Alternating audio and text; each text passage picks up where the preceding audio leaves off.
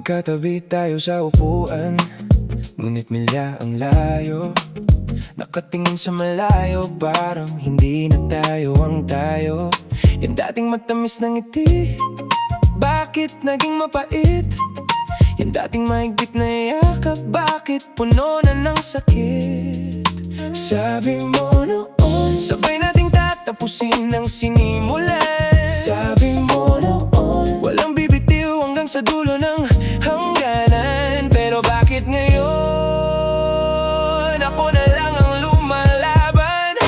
Hugot sa dibdib, parang tinig na ayaw bumitaw. Sa bawat pagdikit, mukha mo pa rin ang nakatunghay. Paano ang habang buhay ay naging hanggang dito na lang? Paano ang dating tahanan naging isang bakanteng buwang? Ang hirap magpatuloy sa mundong ikaw ang naging kulay.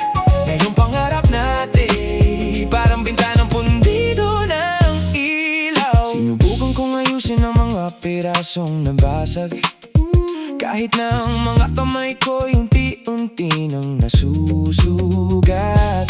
Inaalala ang bawat pangako sa ilalim ng mga bituin, na ngayon'y tila nagtatago. Ayaw na tayong lingunin. Siguro nga may mga kwentong sadyang walang masayang wakas. May mga pusong kailangang mapagod para matutong liya. Pero paano ang ako? Paano ang tayo kung ang tayo isa na lang alaala sa malayo? Hugot sa dibdib, parang tinig na ayaw bumitaw. Sa bawat pagbigit, mukha mo pa rin ang nakatunghay. Paano ang habang buhay ay naging hanggang dito na lang? Paano ang dating tahanan naging isang bakanteng buwang? Ang hirap magpatuloy sa mundong ikaw ang naging kulay. Na yung pangarap natin parang bintanang pundido ng ilaw.